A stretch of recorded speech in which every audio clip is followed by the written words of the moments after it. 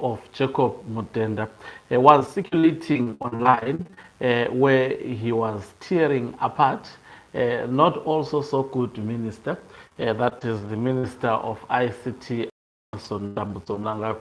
Tatenda Mabetira, as much as he was trending, but it should be noted that what Jacob Mudenda did publicly embarrassed the ICT minister. These are individuals work within the same political party, and this has raised the questions. I know the issue, the aspect of holding members of parliament to account, as well as the members of the executive to account. It is the prerogative of the National Assembly, but we have seen how Jacob Mudenda behaves even in the National Assembly, how he treats particularly the members of the opposition political party, CCC, treating them like his children. And we understand that Jacob Mudenda being appointed the Secretary General of ZANU-PF, a position that is not strong in ZANU-PF. In fact, all positions in ZANU-PF, they are not strong because you are appointed and you exist as an appointee based on how loyal you are to the president. If the president, thinks that you are not loyal, he can actually act and remove you as soon as possible. So we know that he was promised the position of vice presidency and was given a simple task, that is to push 2030 mantra, 2030 in fact term extension of Emerson Dambudzo Mnangagwa. And Jacob Mudenda is at the center of the implementation of resolution number 1 of ZANU-PF, being at the moment the Secretary General of ZANU-PF, as well as also the Speaker of Parliament in the Zimbabwe National Assembly. Greetings and welcome to your lovely channel, the Hlonipani Global News. If you're watching us for the very first time, please do remember to press the red or black subscribe button so that next time when we beam live, you become the very first one to watch us. Of course, Jacob Mudenda was raising very, very important questions, but listening to him speaking with Tatenda Mabetera, one would think that these are individuals who do not meet in the corridors of ZANU-PF, because he literally teared Tatenda Mabetera apart, a staunch Emerson Dambudzo Mnangagwa supporter of his term extension, and most probably who got that position not because she is competent, but because of close proximity to Emerson Dambudzo Mnangagwa. I will play, as usual, the audio of the video, and I may share it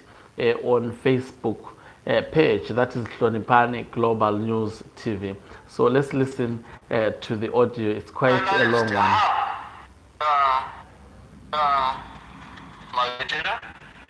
While we were still on ICT, you want to start a little ICT park. Why? Why? That is defeating that whole idea of one data center. And in my conversation with you, I said Google is prepared to fund you, to fund the government on a centralized hub. And we discussed that this centralized hub will not be for Zimbabwe government only. And I said, and talking to James Manyika, the Vice President of Google, we agreed that if we put in place enablers A, B, C, D, which we discussed, that hub will be a hub, a regional hub for the whole of SADC. And when we met in Victoria Falls, Honorable Minister, you remember, you made that statement And parliamentarians from the SADC Parliamentary Forum agreed with you. And that's the way to go. And if you read this 2025 AI index report produced by Stanford University, you'll be clearly directed as to how you can establish that. Relatedly, it will also give you how you rope in the private sector. Government can't do it alone. It will show you the matrix of bringing in the private sector. And you relieve Treasury from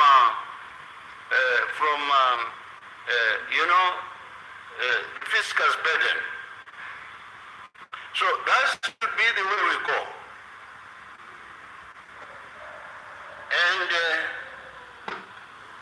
the other issue is one of laptops. Now, I don't know to what extent we have engaged Bindura University. They are producing their laptops. Parliament has seen them. They are of good quality. They are of good quality. Huh? Let's coordinate with our universities. They are doing wonders there. Now, while I'm talking about university, I was very disappointed, Honorable Minister of Finance, that there is no evidence in the submission by the Deputy Minister of Higher Education that there is a clear outline on how our tertiary institutions relate to the private sector. Let me give you a practical example. You are training architects there, right?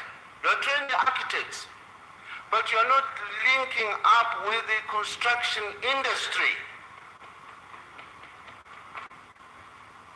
You are not linking up with the construction industry. You are training engineers. Are they linking to the various sectors of infrastructural development in the private sector? So that as they finish, they are employable there. Or as they finish, they can create, employment. The collaboration is very weak, Honorable Minister of Finance. It's very weak.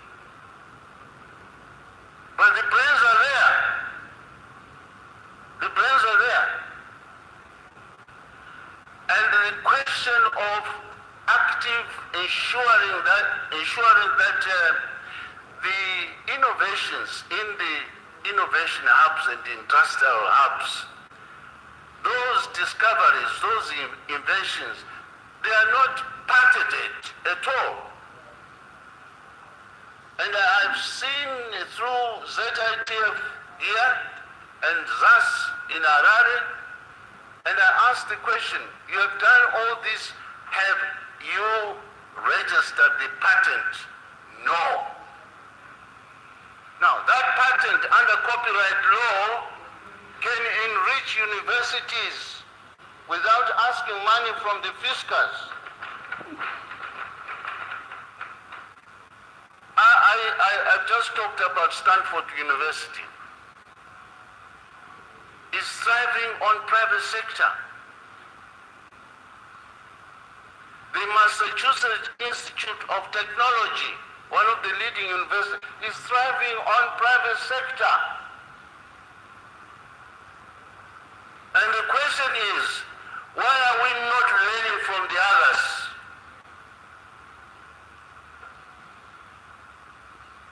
And some of our bright boys are being stolen by European countries before even they've registered their patent here. So we need a strong collaboration that is determined, not this wish-wash affair. So let us see from the time we live here a new direction. A new direction. And this is what is the meaning of the presidential mantra. Nyika inovakwa nevenhu vayo. Ilizwe lakiwa ngabantu bayo. And we are here as the foot soldiers of building that country. And we're just saying, presidential mantra, Nyika inovika nevanhu vayo. And you are not lifting a small brick to build Zimbabwe.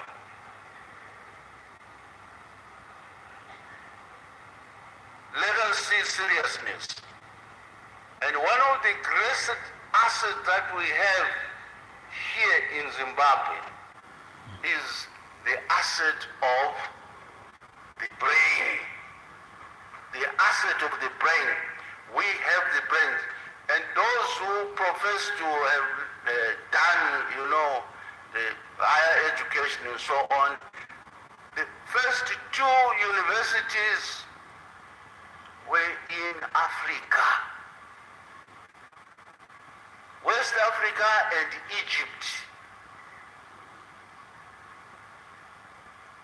Why should we look down upon ourselves? I rest my case.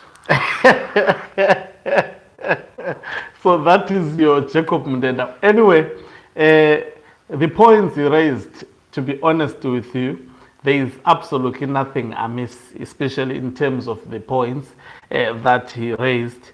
I think he speaks like a vice president of some sort, something that shows us that indeed he has been promised that particular post somehow, and that is why he's acting like one, tearing another also Putlika of Emerson Mnangagwa. I've said it long time ago that these people, as much as you see them seemingly working together, all of them, they want to tear each other apart. But the points he was raising, they are actually brilliant points, because he was asking, why are you creating a small hub whilst there is a potential to actually so we can't have a vice president like Stabana who